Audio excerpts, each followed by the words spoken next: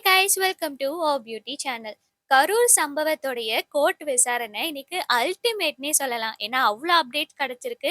And நிறைய நல்ல நல்ல விஷயங்களும் நடந்திருக்கு. நீங்க கண்டிப்பா விஜய் அண்ணா ஃபேனா இருந்தீங்கன்னா கண்டிப்பா இந்த வீடியோவை நல்லாவே என்ஜாய் பண்ணுவீங்க. ஏன்னா இவ்வளோ நாள் மூடி மறைக்கப்பட்டு ஒருதலை பட்சமா நடந்துட்டு இருந்த விசாரணைக்கு இப்போ ஒரு முடிவு வந்திருக்குன்னே சொல்லலாம். ஸோ இந்த வீடியோ ஃபுல்லா கண்டிப்பா ஸ்கிப் பண்ணாம பாருங்க. அண்ட் வாங்க இப்போ நம்ம வீடியோக்குள்ள போகலாம். முதல்ல அந்த கரூர் விஷயத்துடைய பெரிய அப்டேட்ன்னு சொல்லியிருந்தேன் இல்லையா? ஆக்சுவலி இப்போ இந்த கரூருடைய கேஸ சிபிஐக்கு மாத்திட்டாங்க. அது எதனாலன்னு பார்த்தீங்கன்னா, பல ரீசன்ஸ் இருக்கு. அண்ட் நெறைய உண்மைகளும் வெளிய வந்திருக்கு. ஆக்சுவலி செம்ம இன்ட்ரஸ்டிங்கா இருக்கு. ஒரு பக்காவான அரசியல் நம்ம ஊர்ல நடந்துட்டு இருக்கு. எல்லா ஃபேன்ஸும் கமெண்ட் செக்ஷன்ல திமுகக்கு ஆர்ஐபின்னே போட்டுட்டாங்க. முக்கியமான அப்டேட் என்னன்னு சொல்லி பார்த்தீங்கன்னா, இந்த உயிரிழந்தவங்களுடைய குடும்பத்தார்கள் கோர்ட்ல குடும்பத்தினர் போலீஸ் ஸ்டேஷன்ல கேஸ் குடுத்திருக்காங்கன்னு சொல்லி சில நேம்ஸ மென்ஷன் பண்ணி கேஸ ஃபைல் பண்ணியிருக்காங்க. ஆனா, இன்னைக்கு உச்சநீதிமன்றத்துல நடத்தப்பட்ட விசாரணையில உண்மை வெளிவந்திருக்கு. 3 பேரும் கோர்ட்ல வந்து என்னன்னு சொல்லியிருக்காங்கன்னு பார்த்தீங்கன்னா, "நாங்க விஜய்க்கு எதிரா போலீஸ் கிட்ட கேஸ் குடுக்கவே இல்ல. எங்கள ஏமாத்தி கையெழுத்து வாங்கிட்டாங்க. கேஸ் போட்டிருக்காங்க அப்படின்ற விஷயமே எங்களுக்கு தெரியாதுன்னு" சொல்லி பட்டுன்னு உண்மைய போட்டு உடைச்சிருக்காங்க. இத கேட்டதும் கண்டிப்பா கோர்ட் ஜட்ஜுக்கே ரொம்பவே ஷாக் ஆயிருக்கும். What? What? ஸோ போன வீடியோ அப்டேட்ல நம்ம பார்த்திருப்போம். கோர்ட்ல இருந்து ஸ்ட்ரிக்ட்டா சொல்லிட்டாங்க. சிபிஐக்கு மாற்றவே மாட்டேன்னு சொல்லிட்டு. ஏன்னா, நம்ம தமிழ்நாடு போலீஸ் மேல இருக்கிற நம்பிக்கை வந்து மக்களுக்கு குறைஞ்சிரும்னு சொல்லி சொன்னாங்க. ஆனா, இப்போ வெளிவந்த உண்மைகளெல்லாம் வச்சு கோர்ட்டே சிபிஐக்கு உத்தரவிட்டுருச்சு. அண்ட் இதுல இன்னொரு முக்கியமான அப்டேட் என்னன்னு சொல்லி பார்த்தீங்கன்னா, கேஸ் போட்டவருடைய ஒய்ஃபே வந்து நியூஸ்ல பேட்டி குடுத்திருக்காங்க. அது என்னன்னு சொல்லி பார்த்தீங்கன்னா, இவரு பணத்துக்காக கேஸ் போட்டுட்டாரு. என் பையனுக்கும் இவருக்கும் எந்த சம்மந்தமுமே இல்லன்னு சொல்லி பேட்டி குடுத்திருக்காங்க. ஸோ இந்த வீடியோ செம்ம வைரலா போயிட்டு இருக்கு. இப்படி பணத்த குடுத்து கேஸ் போட சொல்ற அளவுக்கு அப்படி யாரு எதிரி இருக்காங்கன்னு நம்ம எல்லாருக்குமே தெரியும். அப்படி சொல்லும்போதே நம்ம மைண்டுக்கு ஒரு கட்சி வரும். இந்த கேஸ்ல ஸ்டார்ட்டிங்ல இருந்தே பார்த்தீங்கன்னா, அவங்க நெறைய வேலைகள செஞ்சுட்டு இருக்காங்க. போஸ்டர் அடிக்கிறதுல இருந்து, நெறைய இன்ஃபர்மேஷன வெளியிடுறதுல இருந்து, அழுகுறதுல இருந்து, இப்படி எல்லாமே பண்றாங்க. ஐடியாஸ் எல்லாமே நல்லா தான் இருக்கு. ஆனா செயல்ல வரும்போது தான் ஃபுல்லாவே சொதப்பிருது.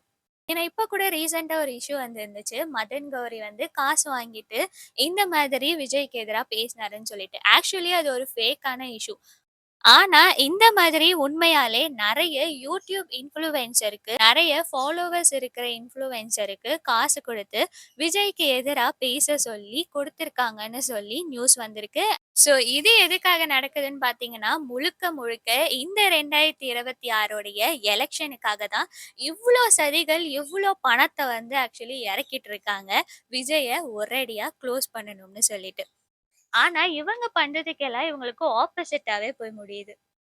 இவ்ளோ நாள் டிவிகே கட்சிக்காரங்கலாம் ஏதாச்சும் ஒரு உண்மை வெளிய வந்துராதான்னு சொல்லி தவிச்சுக்கிட்டு இருந்தப்போ, இன்னைக்கு ரொம்பவே ஹேப்பியான நியூஸ்ன்னே சொல்லலாம்.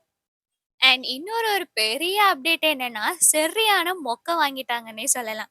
ஏன்னு சொல்லி பார்த்தீங்கன்னா, நம்மளுடைய கவர்மெண்ட் சைட்ல இருந்து ஒரு நபர் ஆணை விசாரணையில ரிட்டயர் ஆன ஜட்ஜ வச்சு விசாரணை பண்ணிட்டு இருந்தாங்க. ஒரு பக்கம் பார்த்தீங்கன்னா, சென்னை கோர்ட்ல இருந்து ஆர்டர் வச்சு எஸ்ஐடி அப்படின்ற ஒரு குழுவ வச்சு விசாரணை பண்ணிட்டு இருந்தாங்க. ஸோ இப்போ உச்சநீதிமன்றம் என்ன உத்தரவு கொடுத்திருக்குன்னா, இது 2த்தையுமே கேன்சல் பண்ணிட்டு நீங்க இதுவரை விசாரிச்ச எல்லா எவிடன்ஸ் இன்ஃபர்மேஷனையும் சிபிஐக்கு உடனடியா கொடுக்க சொல்லி உத்தரவு போட்டிருக்கு.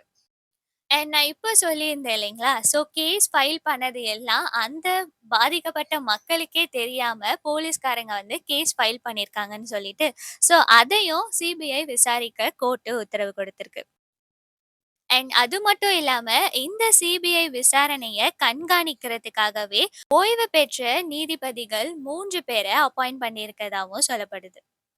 அண்ட் இந்த குழுவுல தமிழ்நாட்ட சேர்ந்த எந்த ஒரு அதிகாரிகளும் இருக்கக்கூடாதுன்னு சொல்லியும் உத்தரவு கொடுத்திருக்காங்க. அண்ட் இன்னைக்கு கோர்ட்ல நடந்த கேஸ்ல ஜட்ஜ் கேட்ட கேள்விக்கு பதில் சொல்ல முடியாம வழக்கறிஞரும், போலீஸும் ரொம்பவே தடுமாறுனாங்கன்னு சொல்லி நியூஸ் வந்திருக்கு. ஸோ அப்படி கோர்ட் சைட்லேருந்து என்ன கொஸ்டின் கேட்டிருக்காங்கன்னு சொல்லி பார்த்தீங்கன்னா, எதுக்காக அவ்ளோ அவசரமா 41 உடல எப்படி நீங்க போஸ்ட்மார்டம் பண்ணீங்கன்னு சொல்லி கேள்வி கேட்டிருக்காங்க.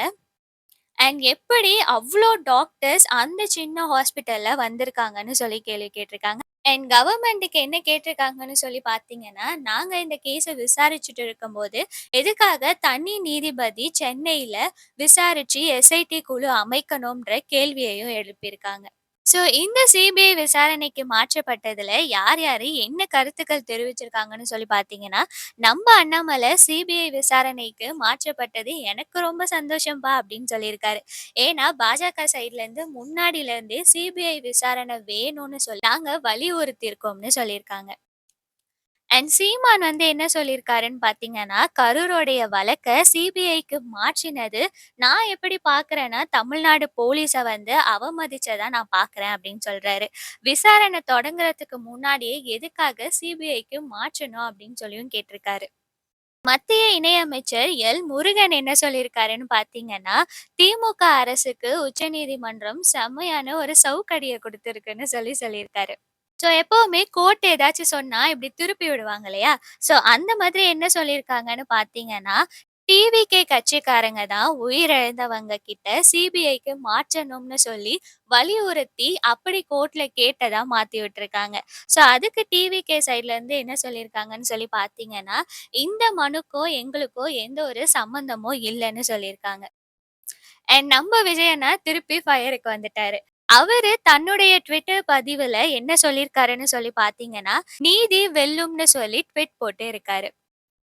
சிட்யூவேஷன்ஸ் எப்போ எப்படி வேணாலும் மாறலாம். இவ்ளோ நாளா டிஎம்கேக்கு சாதகமா இருந்தது எல்லாமே, இப்போ லைட்டா டிவிகேக்கு சாதகமா ஆகுற மாதிரி ஆகுது.